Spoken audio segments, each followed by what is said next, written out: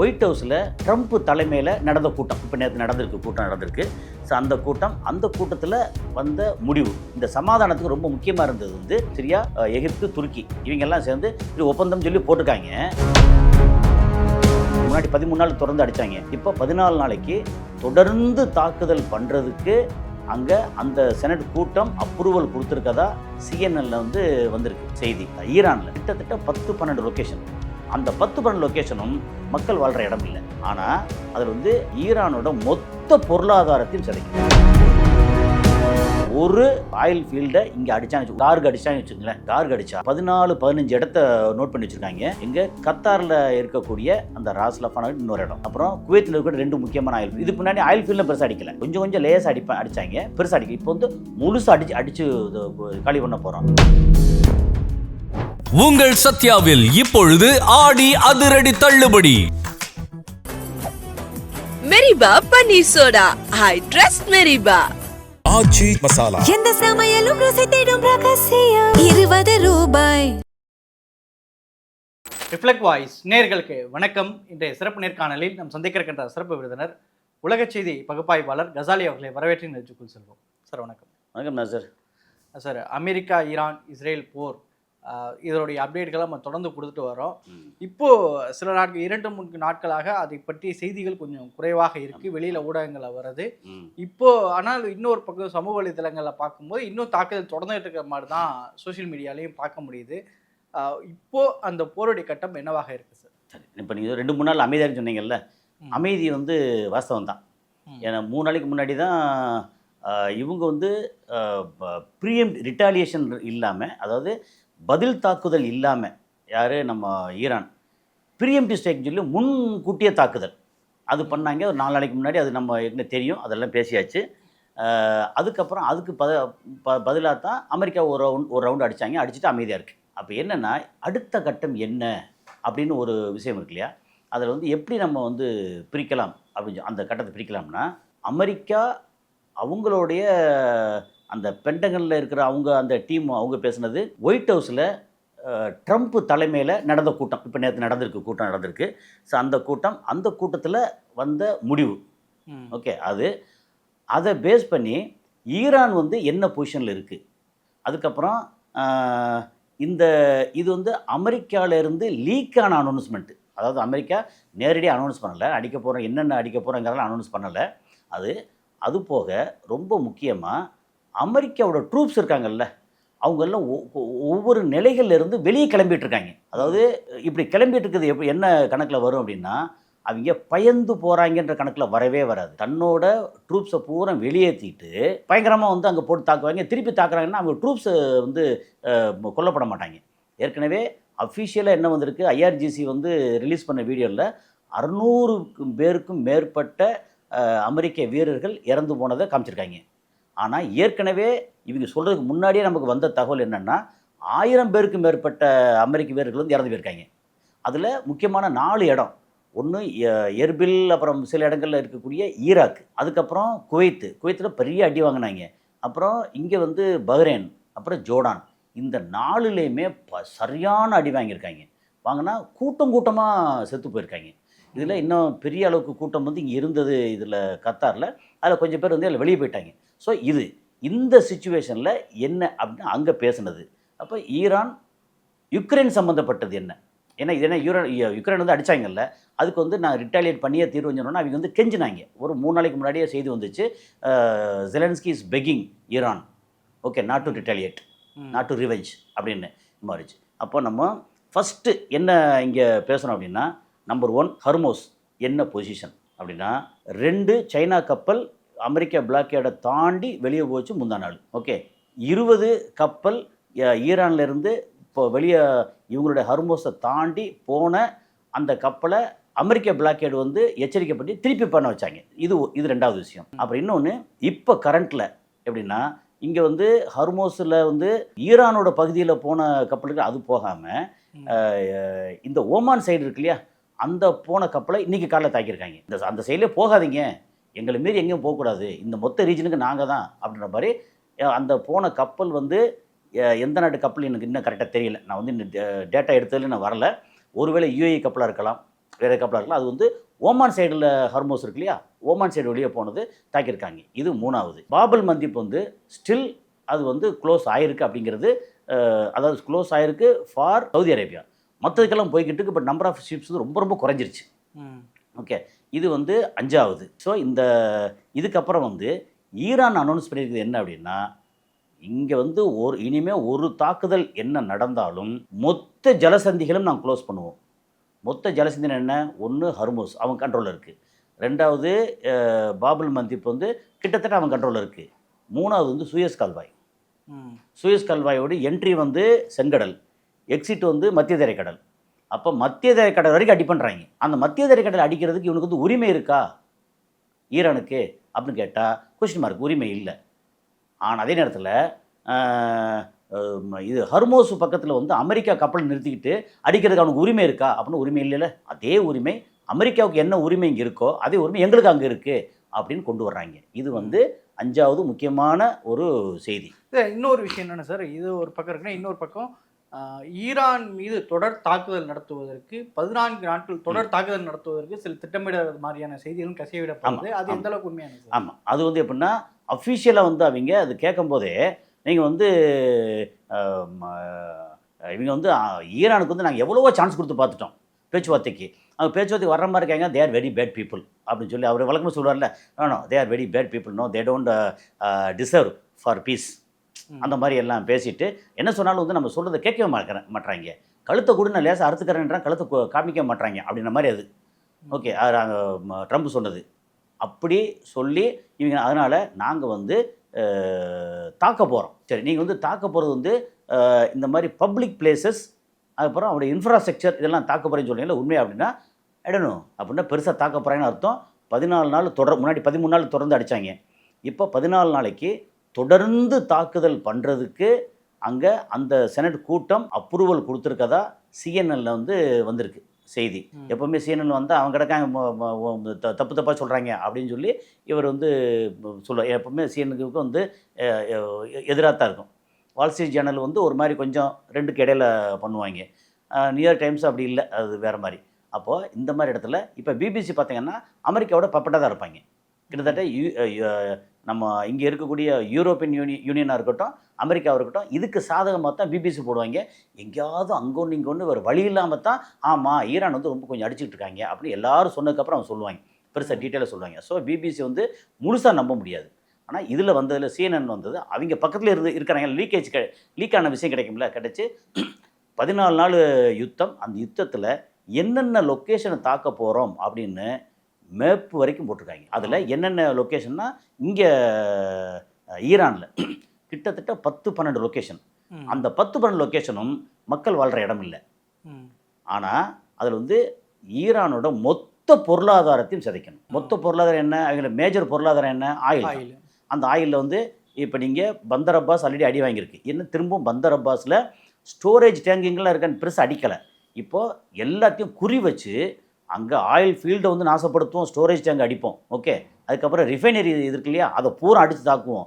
அப்புறம் இது வந்து கார்க் ஐலண்ட் இருக்குல்ல, கார்க் ஐலண்ட் முன்னாடி ஒரு அடி அடித்தது வந்து அந்த ஆஃபீஸில் அதுக்கப்புறம் இருக்கிற டிஃபென்ஸ் ஏரியா மட்டும் அடித்தாங்க. ஆனால் ஸ்டோரேஜ் டேங்கெல்லாம் அடிக்கலை. இப்போ ஸ்டோரேஜ் டேங்க் அடிப்போம். அதுக்கப்புறம் டெஹ்ரான் பக்கத்தில் 2 இடத்துல அடிப்போம். அப்புறம் இந்த கீழே சவுத் இதில் வந்து வேறு ஒரு மலை பகுதியான இடம், அது ஒரு 10-12 இடத்த வந்து குறித்து இங்கெல்லாம் டோட்டலாக அடித்தோம்னா ஈரான் வந்து ஜாம் ஆயிரும். ஈரானுக்கு ஜாமான்னா கொஞ்ச நாளைக்கு வந்து ஏற்கனவே ரொம்ப கஷ்டத்தில் இருக்கிறவங்க, ஈரான் வந்து இன்னும் வந்து அடி வாங்கும் அப்படிங்கிறது தான் விஷயமே. அதுக்கு இவங்க என்ன சொல்லியிருக்காங்க, நீ வந்து இங்கே அடி, நாங்கள் எங்கெல்லாம் அடிக்க போகிறோம்னு சொல்லி ஈரான் வேறு டீட்டெயில் கொடுத்துருக்காங்க. அந்த டீட்டெயில் என்ன அப்படின்னு சொல்லியாச்சுன்னா ரொம்ப ஆச்சரியமான விஷயம். மொத்த ரீஜனை நான் வந்து பேரலைஸ் பண்ணிடுவோம். நம்பர் 1, அவங்க நேர அப்படி இருக்கிறதுல வந்து ராஸ் லஃபானாக இருக்கட்டும், எது கத்தார் இருக்குல்ல, கத்தாரோட ஏர்பேஸ் இந்த பேசெல்லாம் விட்டுருங்க. அங்கே என்னென்ன ரிஃபைனரி எல்லாம் இருக்குது பார்த்தீங்களா, refinery oil exploring oil field. Okay, அதை ரிஃபைன் பண்ணுற இடம், அப்புறம் ஸ்டோரேஜ் 3 இடம் இருக்குல்ல. எப்பவுமே சில இது வந்து 3மே ஒரே இடத்துல இருக்கும். சில இது வந்து இங்கே எக்ஸ்ப்ளோர் பண்ணுவாங்க, அதை ரிஃபைன் பண்ணுறது வேறு இடத்துல இருக்கும். ஓகே, ஸ்டோரேஜ் வந்து இன்னொரு இடத்துல இருக்கலாம். ஸோ அந்த மாதிரி நாங்கள் அதாவது எக்ஸ்ப்ளோர் பண்ணுற இடம் ஆயில் ஃபீல்டு. அதுக்கப்புறம் வந்து இங்கே ஒரு 14-15 இடத்த நோட் பண்ணி வச்சுருக்காங்க. எங்கே கத்தாரில் இருக்கக்கூடிய அந்த ராஸ் லஃபானா இன்னொரு இடம். அப்புறம் குவைத்தில் இருக்கிற 2 முக்கியமான ஆயில் ஃபீல்டு. இதுக்கு முன்னாடி ஆயில் ஃபீல்டில் பெருசாக அடிக்கலை, கொஞ்சம் கொஞ்சம் லேஸாக அடித்தாங்க, பெருசாக அடிக்கல. இப்போ வந்து முழுசாக அடித்து காலி பண்ண போகிறோம். யூஏயில் வந்து அப்பர் ஏதோ ஒரு பேர் இருக்குது, இன்னொன்று வந்து ருவைஸ் அப்படின்னு. சவுதி அரேபியாவில் 2 அந்த இது பக்கத்தில் சென்ட்ரலில் இது இருக்கு இல்லையா, என்னது அதோட தலைநகர் இருக்குல்ல, ரியாதுக்கு பக்கத்தில் இருக்க 2 முக்கியமான இடம் அது. அதுக்கப்புறம் இஸ்ரேலில் வந்து ஆஃப்ஷோரில் 2 முக்கியமான இடம் இருக்குது, அந்த இடம் அப்படின்னு சொல்லி எல்லா இடம் குறித்து வச்சுருக்காங்க. இத்தனை இடத்தையும் நாங்கள் அடிக்க போகிறோம். அப்போ இந்த மாதிரி ஒருவேளை இங்கே அடித்து ஒரு ஆயில் ஃபீல்டை இங்கே அடித்தான்னு உதாரணத்துக்கு கார்கு அடித்தான்னு வச்சுக்கங்களேன், கார்கு அடித்தா அத்தனை இடத்தையும் இவங்க அடிப்பாங்க. அடித்தா மொத்த ஏரியாவும் பேரலைஸ் ஆயிரும். அப்போ என்னாச்சு, உலகத்தோட ஆயில் தேவை இருக்கு இல்லையா, அதில் கிட்டத்தட்ட 40%. கேஸ் எடுத்திங்கன்னா சும்மா திரும்ப ஒரு வாட்டி சொல்லிடுவோம். உதாரணத்துக்கு 85% கேஸ் தேவை, ஜப்பானோட கேஸ் தேவை வந்து இங்கேருந்து வந்திருந்தது, கத்தார்லேருந்து. இந்தியாவோட கேஸ் தேவைக்கு வந்து கிட்டத்தட்ட 40%. ஏன்னா கிட்டத்தட்ட 40-50% இந்தியாவிலே கிடைக்குது அப்படின்னு சொல்லி தகவல். இன்னொரு 50% வந்து மேஜர் வந்து இங்கேருந்து தான், கத்தாரில். இப்படி ஒவ்வொரு நாட்டுக்கும், சவுத் கொரியா, ஜப்பானு, மலேசியாவில், இந்தோனேஷியாவுக்கும் அங்கேருந்து பக்கத்தில் போகுது. எப்படி பார்த்தாலும் சுற்றி ஏகப்பட்ட இடத்துல கிட்டத்தட்ட 8% வந்து அமெரிக்காவுக்கே போகுது. அமெரிக்காவில் நிறையா இருக்குது, அதையும் தாண்டி இங்கேருந்து போகுது. அது அந்த மாதிரி மொத்தத்துக்கு அடிக்கப்படும் சொல்லி வந்துட்டாங்க. இது வந்து அடுத்த கட்டம். ஓகே, அப்புறம் நம்ம இது சொன்னதில் இந்த போர் வந்து விரிவடைய ஆரம்பிச்சிருக்குன்னு பேசணும் பார்த்தீங்கல்ல. அதில் இன்னொரு முக்கியமான விஷயம் என்னென்னா, 2 நாளைக்கு முன்னாடி மத்திய தரைக்கடலில் எகிப்தோட துறைமுகம் ஒன்று இருக்குது, இது டேமியேட்டா. அதில் இருக்கிற எண்ணெய் கிடங்கு, எண்ணெய் கப்பல், அது அந்த கப்பல் வந்து நார்மலாக பயணிகள் கப்பலோ இல்லை எண்ணெய் கொண்டு போகிற கப்பலோ அப்படிலாம் இல்லாமல் எண்ணெய் வந்து ஏதோ ஸ்டோரேஜ் பண்ணுறக்கூடிய ஆஃப் ஷோரில் ஸ்டோரேஜ் பண்ணக்கூடிய கப்பல் போல் இருக்குது. அந்த மாதிரி ஒரு நார்மல் கப்பல் இல்லை அது. அந்த கப்பலில் குறி வச்சு கரெக்டாக குறி வச்சு ட்ரோன் அட்டாக் நடந்திருக்கு. அந்த ட்ரோன் அட்டாக்கை வந்து அவங்க திருப்பி தாக்க கூட முடியாத அளவுக்கு ட்ரோன் அட்டாக்கு ப்ரிசைஸாக நடந்திருக்கு. ஓகே, ஸோ இந்த மாதிரி அங்கே நடந்ததுக்கப்புறம் எங்கேருந்து வந்துச்சு அப்படின்னு கேட்டால் யாருமே பொறுப்பேற்றுக்கல. இதுக்கு 2 பேர் தான் வந்து கரெக்டாக அடிக்க முடியுது. அதிலே ரொம்ப கரெக்டாக அடிக்கக்கூடியது வந்து ஈரான் மட்டும்தான், ப்ரிசைஸ்டு அட்டாக்கு. நம்பர் 2 ஓரளவாக ப்ரிசைஸ் அட்டாக் பண்ணுறது வந்து ஹவுத்திஸ்டையும் ட்ரோன் இருக்குது. ஓகே, இது வந்து கமிகாசி ட்ரோன் சொல்கிறாங்க. கமிகாசி ட்ரோன் வந்து இவன்ட்டே ஈரான்லேயே இருக்குது, ஈரானோட பிராட்சி தானே இவங்ககிட்ட இருக்குது. அடித்தது யாருன்னு இது வரைக்கும் வரல. ஆனால் டவுட் என்ன வந்திருக்குன்னா, ஈரான் தான் அடிச்சிருக்காங்க. இன்னும் கொஞ்சம் கொஞ்சமாக எங்கேருந்து கிளம்பிச்சு எல்லாத்தையும் மேப்பெல்லாம் பார்ப்பாங்கல்ல, அந்த சேட்டலைட்டு பிக்சர்லாம் பார்ப்பாங்க, பார்த்து எங்கேருந்து கிளம்பி எப்படி வந்திருக்குன்னு சொல்லி எல்லாம் பார்த்து இன்னும் முடிவுக்கு வரலை. ஸோ இந்த இது ஈரான் தான் அடிச்சிச்சு அப்படின்னு வந்துச்சுன்னா எகிப்து வந்து ஈரானுக்கு அகேன்ஸ்ட் ஆகும், சவுதி ஈரானுக்கு அகேன்ஸ்ட்டு, யூஏஇ அகேன்ஸ்ட்டு, மொத்த ஜிசிசி கண்ட்ரி எக்ஸப்ட் ஓமான் வந்து கிட்டத்தட்ட முழுக்க ஈரானுக்கு சார்பாக இல்லை, 2க்கு இடையில இருக்காங்க. அப்போது UAE, Qatar, Oman, Bahrain, Saudi Arabia இருக்கிற 5 ஜிசிசி கண்ட்ரி ஈரானுக்கு எதிரி, ஜோர்டான் எதிரி. ஓகே, இஸ்ரேல் சொல்ல வேண்டியதில்லை. இப்போது சவுதி அரேபியாங்கிறது கிட்டத்தட்ட எப்படி ஈரான் இருக்குல்ல, ஈரான் மாதிரி பெரிய கண்ட்ரி. இதோட பெரிய கண்ட்ரி வந்து எகிப்தை வந்து ஈரான் அடிச்சிட்டாங்கன்னா எகிப்தும் அங்கே எதிராக போச்சுன்னு வச்சுங்களேன். அப்படின்னா ஈரானுக்கு வந்து கஷ்டமா அப்படின்னு ஒரு விஷயம் இருக்குது. ஸோ இப்போ திரும்ப அடிக்க ஆரம்பித்தா எகிப்தும் வந்து இதில் வந்து விழுந்துடும். அதுக்கப்புறம் இவங்க வந்து ஈரான் என்ன பண்ணிட்டாங்க, அப்படியே திரும்பி அங்கே யுக்ரைன் ஏன் இந்த விரிவடைதுங்கிறதுக்கு ஒரு பக்கம் மேற்கு பக்கம் அடிச்சிருக்காங்க, இன்னொன்று பக்கம் கிழக்கு பக்கமாக வடகிழக்கு பக்கமாக இங்கே அடிக்கணும். எது இவங்க யுக்ரைன் வந்து ஏற்கனவே வந்து தாக்கியிருக்காங்க ஒரு வாட்டி. ஸோ அந்த தாக்குதலுக்கு பதில் தாக்குதல் கொடுக்கறது இருக்குல்ல, அந்த பதில் தாக்குதல் 48 நிமிடத்தில் கொடுப்போன்னு சொன்னாங்க. ஆனால் இது வரைக்கும் கொடுக்கல. இதுக்கடையில் ஜெலன்ஸ்கி வந்து அங்கே அமெரிக்கா போயிருந்தாப்புல இல்லை, போய் ஐயா எங்களை வந்து அடிக்கிறாங்க, எங்களுக்கு வந்து ரிட்டாலியேட் பண்ணுறதுக்கு நம்ம பேட்ரியாட் இருக்குல்ல, பேட்ரியாட்டோட மிசைல் வேணும், பேட்ரியாட்டோட பேட்ரி இருக்குது, சிஸ்டம் இருக்குது, மிசைல் வேணும் அப்படின்னா, எனக்கே மிசைல் இல்லைடா நானே கஷ்டப்படுறேன் அப்படின்னு சொல்லித்தான் அந்த லாக்ஹீட் மார்ட்டின்னு சொல்லி ஒரு கம்பெனிக்கு 58.62 பில்லியன், ஏன் இவ்வளோ டீட்டெயிலாக சொல்கிறேன்னா அது வந்து இப்போ கொடுத்துருக்காங்க. அதோட இதில் நார்மலாக ஒரு 1000 மிசைல் தயாரிக்கிறதுக்கு அவங்க ஆர்டர் கொடுத்தாங்கன்னா 3 வருஷம் ஆகுமா சப்ளை பண்ணுறதுக்கு. இதில் வந்து என்ன டிமாண்ட் அப்படின்னா 1 வருஷத்துக்குள்ளே 1000 மிசைல் கொடுக்கணும்.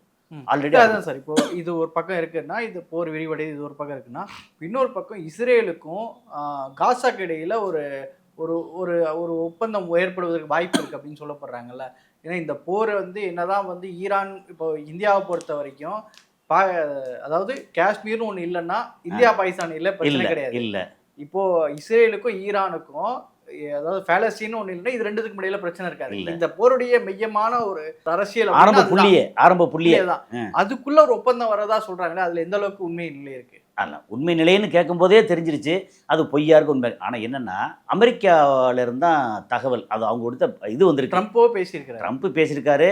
ஒரு 15 பாயிண்ட்ஸ் போட்டு ஓகே திஸ் அதில் முக்கியமாக அங்கே இருக்கிற ஆட்கள் மொத்த ஆயுதத்தையும் கையில் தூக்கி ஒப்படைச்சிட்டு ஓகே எனக்கு ஒன்றும் இல்லைப்பா அப்படின்றவாங்க. அதுக்கப்புறம் அங்கே வந்து உள்ளே போய் அந்த மக்களை பாதுகாக்கிறதுக்கு அடித்து உடைச்சி எல்லாம் முடிச்சு நிறைய பேர் சாகடிச்சாங்க. இப்போ வந்து பாதுகாக்கிறதுக்கு யார் யார் அப்படின்னா துருக்கி, எகிப்து, ஜோர்டான், ஆமாம் இவங்களோட படைகள் மேஜராக வச்சு ஐநாவோட படைகள் இருக்குல்ல அவங்க வந்து உள்ளே இருப்பாங்க. எப்படியே இந்த லெபனானில் சவுத்தில் இருந்தாங்கல்ல அப்படி இருப்பாங்க. அது வந்து இந்த பாயிண்ட் வந்து இஸ்ரேல் எதிர்க்கிறாங்க. ஏன்னா நீங்கள் வந்து துருக்கியை வந்து உள்ளே விட்டீங்கன்னா எங்கள் தலை மேலேயே வந்து கத்தியை ஒருத்தம் வச்சுட்டு உட்கார மாதிரி ஆகிடும். அதனால் துருக்கி வந்து நோ அப்படின்றாங்க. ஆனால் முடியாது, துருக்கி இங்கே இருக்கணும். ஏன்னா இந்த சமாதானத்துக்கு ரொம்ப முக்கியமாக இருந்தது வந்து ஐ திங்க் ஆமாம் ஜோர்டானா சிரியா, எகிப்து, துருக்கி இவங்கெல்லாம் சேர்ந்து இப்படி ஒப்பந்தம் சொல்லி போட்டிருக்காங்க. அது யாரை வச்சு போட்டிருக்காங்க? இங்கே வந்து நம்ம அப்பாஸ் ஒருத்தர் இருக்கா தெரியுமா, பாலஸ்தீன். இந்த ஒப்பந்தத்துக்கு இவங்க எல்லாம் ஓகேன்னு சொல்லிட்டாங்கன்னு போட்டிருக்காங்க. ஓகே, இவர் சொல்கிறதெல்லாம் நம்புறதுக்கு யார் இருக்கா? ஆனால் என்னென்னா இவங்க பூராத்தி எல்லாத்தையும் கலெக்டி அங்கே எல்லாத்தையும் ஓரமாக ஒதுக்கி விட்டுட்டு அங்கே வந்து ஒரு பெரிய அளவுக்கு பீச் ரிசார்ட் மாதிரி எல்லாம் வந்து இதெல்லாம் ரெடி பண்ணுறதுக்கான ஒரு வேலையில் இருக்காங்க. இது வந்து 100% உண்மை அப்படின்னு சொல்கிறதுக்கு ஆதாரம் இல்லை. அந்த சொன்னாலே ஆதாரம் இல்லைன்னு அர்த்தம். யார் நம்ம ட்ரம்ப் வந்து ஏதாவது அவரோட ட்ரூ சோஷியல் மீடியாவில் போட்டாலே ஏதோ போட்டு அப்புறம் டக்குன்னு மாற்றிக்கிடுவார். அதனால் இது வந்து முழுமையான இது இல்லை. அப்படி எல்லாரும் ஆளாளுக்கு ஆகா சூப்பர் ஓகே அப்படின்றாங்க. பூரத்தை எல்லாம் கொண்டு விட்டாங்க, இடிச்சு போட்டு சமாதான ஒப்பந்தத்துக்கு என்ன ஒரு வழி இருக்குது? அந்த சமாதான ஒப்பந்தம் யாருக்கு சமாதான ஒப்பந்தம்? அங்கே வந்து யாருக்கு சண்டை? ஹமாஸ் அந்த மக்களுக்கும். ஹமாஸ் மக்களில் அவங்க தான் வந்து ஆட்சியாளர்கள். அங்கே நீங்கள் வந்து அப்பாஸ் வந்து வெஸ்ட் பெங்கால் ஆட்சியாளர். இப்போ இங்கே வந்து ஹமாஸோட லீடர் தான் இங்கோட அரசியல் ரீதியான ஆட்சியாளர்.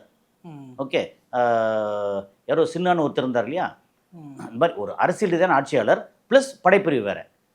அங்கே பூரா கொண்டு விட்டு இப்போ யார்கிட்ட வந்து ஒப்பந்தம் போடுறாங்க அங்கே? அது ஒரு கேள்வி இருக்குல்ல. அப்புறம் எல்லா கட்டடத்தை பூரா இப்போ நீங்கள் வந்து அந்த கூகுள் எர்த்தில் போய் பாருங்கள், கட்டடம் பூரா இடிபட்டு கிடக்கு, பூரா டென்ட்டில் உட்காந்துருக்காங்க. டென்ட்டு பார்த்தா கூட்டமாக டென்ட்டில் இருக்காங்க. அந்த டென்ட்லேயும் போய் அடிக்கிறாங்க இவங்க. ஓகே, இவங்க மனுஷ பையில இல்லைங்கிற வேறு விஷயம். இப்போ வந்து என்னென்னா யார்கிட்ட போய் ஒப்பந்தம் போட போகிறாங்க? பேருக்கு ஒப்பந்தம் போட்டான் எல்லாம் நீ கிளம்பா அப்படின்னு சொல்லி இவங்க வந்து விரட்டுறதுக்கான அடுத்த கட்ட விரட்டுறதுக்கான வேலை. ஓகே, எப்படி வந்து இஸ்ரேல் என்ன பண்ணுறாங்க, இங்கே பக்கத்துலேருந்து ஸ்பெயின் வந்து நமக்கு ரொம்ப குடைச்சல் கொடுக்குறானப்பா அப்படின்னு ஸ்பெயினுக்கு குடைச்சல் கொடுக்கறதுக்கு சோமாலியாலேருந்து எப்படி ஆட்களை வந்து அங்கே ஒரு 60,000 பேர் போயிருக்காங்க 40 மணி நேரத்தில். ஒரு நாளில் 1.5 நாளில் 40 இவ்வளோ தூரம் 60,000 பேருங்கிறது சாதாரண விஷயம் இல்லை. போயிருக்கீங்க அங்கே போய் உள்ளே போய் குடைச்சல் கொடுக்குறது. அது மாதிரி இங்கே வந்து எல்லாத்தையும் எடுத்து எல்லாம் ஓரம் கட்டி விட்டுட்டு எல்லா டன்னல் எல்லாத்தையும் க்ளோஸ் பண்ணி முடிச்சுட்டு எல்லாம் பண்ணணும் அப்படிங்கிறது. அப்போ இவங்க வந்து என்ன இஸ்ரேலோட ஆர்மி உள்ளே வந்து இருக்கக்கூடாது, எல்லாம் கொஞ்சமாக வெளியேறிடணுமா? கொஞ்சமான எவ்வளோ காலத்துக்குள்ள? அது ஒரு டீட்டெயில் இல்லை. அதனால் இந்த ஒப்பந்தம் சொல்லியிருக்காங்கல்ல, இந்த ஒப்பந்தம் ப்ரொப்போசல் வந்து அந்த சொன்னது 2 பேர் ஒத்துக்கிட்டாங்கன்னது. 2 பேர் யார் அப்படின்னு கேட்டால் இந்த அப்பாஸ் ஏற்கனவே அங்கே அமெரிக்காவோட அடிவரடி. இவங்க வச்சு என்ன செய்ய போகிறாங்க? அந்த ஒப்பந்தம் ஒருவேளை அப்பாஸ் போட்டு இவங்கெல்லாம் இந்த நாடுகள்லாம் சேர்ந்து ஓகேன்னு அவங்க இராணுவம் உள்ளே வந்துருச்சுன்னா அதோட விஷயம் என்ன தெரியுமா? பாலஸ்தீனம் தனி நாடுங்கிறது கனவு. ஸோ பாலஸ்தீனம் தனி நாடுங்கிறது தான் அங்கே பெரும்பாலான ரொம்ப முக்கியமாக ஈரானோட கோரிக்கை. ஓகே, அப்புறம் சவுதி அரேபியா என்ன பண்ணாங்க, இதை வந்து ஒரு இதை டூலாக தான் யூஸ் பண்ணாங்க. இப்போ தனிநாடு கூட நான் ஆபிரகாம் கார்டில் கையெழுத்து போடுறேன் அப்படின்னு. தனிநாடு கொடுத்தா என்ன பிரச்சனையாகும்?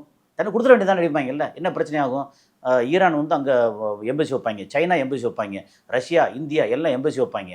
அங்கே வந்து ஏதாவது வந்து இஸ்ரேல் அடித்தாங்கன்னா இப்போது உதாரணத்துக்கு சைனாவோட எம்பசியில் அடிக்கிறான்னு வச்சுக்கோங்க, அடித்தா சைனா சண்டைக்கு வருவாங்க. ஏன் எம்பசியில் எப்படி அடிக்க போச்சு அப்படின்னு சொல்லி. அப்போ அங்கே எம்பசி இருக்கிற இடம் வந்து சைனாவோட நாடு அப்படிங்கிற அர்த்தம் வந்துடும். அப்போ தனிநாடு கொடுத்தா தான் எல்லாம் வந்துடுமே. அப்போ இஸ்ரேலோட கரங்கள் வந்து கட்டப்படும். அப்படிங்கிறனால பிரச்சனை. தனிநாடு கொடுக்க மாட்டாங்க. இதுக்கு ஓகே சொல்கிறாங்கன்னா தனிநாடு இல்லாமல் டோட்டலாக க்ளோஸ் பண்ணுறதுக்கான வேலை அது வந்து நடக்கிறதுக்கான வாய்ப்பு வந்து எனக்கு தெரிஞ்சு லெஸ் தென் 50% என்ன பண்ணாலும். ஸோ அது நடக்காது அப்படிங்கிறது தான். போருடைய நிலைமை தொடங்கி இப்போது இஸ்ரேல் காசா இடையில ஒப்பந்தங்கள் ஏற்படும் அப்படிங்கிற பல்வேறு விஷயங்கள் வெளிவந்திருக்கு. அது குறித்து உங்களுடைய பார்வைகளை முன் வச்சிருக்கீங்க. கருத்துக்கு நன்றி. உங்கள் சத்யாவில் இப்பொழுது ஆடி அதிரடி தள்ளுபடி. மெரிபா பன்னீர் சோடா. I trust மெரிபா. ஆச்சி மசாலா. எந்த சமையலும் ருசி தேடும் ரகசியம் 20 ரூபாய்.